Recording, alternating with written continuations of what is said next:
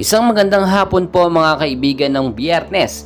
Latest weather update po tayo ngayon, pero bago tayo magpatuloy, pa-like and subscribe naman po kung hindi ka pa nakasubscribe, and always pong pa-hit ng notification bell. Maraming salamat po. So mga kaibigan, may mga cloud cluster po tayo at bagyong Namataan. Sa labas po yan ng Para, note nyo po. Sa labas po ng Para, hindi po sa loob. So sa bansang Pilipinas, wala tayong binabantayan ngayon na bagyo at cloud cluster o mga LPA, no? Mainit po ang ating panahon. Pero may hypnosis po tayo galing po sa Pag-asa. Mga kaibigan, northeast monsoon pa rin po ang nakakaapekto sa ilang bahagi po ng extreme northern Luzon. Easterlies naman sa ilang bahagi po ng eastern section ng ating bansa. So mga kaibigan, narito po ang ating latest weather forecast, no, kung saan posible po makaranas ng mga isolated light rain sa ilang lugar na aking babanggitin.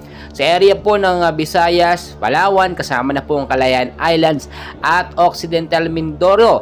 Posible pong maulap na panahon ng maranasan ngayong hapon, no? At sa gabi, posibleng isolated light rains to heavy rainfall at thunderstorm. Dala po yan ng easterlies at localized thunderstorm. Mga kaibigan, pinapaalala ko lamang, kahit wala po tayong bagyong binabantayan sa loob ng Para, maging handa pa rin po tayo dahil posibleng magpaulan nga po itong mga localized thunderstorm na ito, northeast monsoon, hanging amihan at easterlies. Itinataya nga rin po na yung panahon ngayon, no, ay nasa El Nino period na tayo, pero it doesn't mean na wala tayong babantayan sama ng panahon.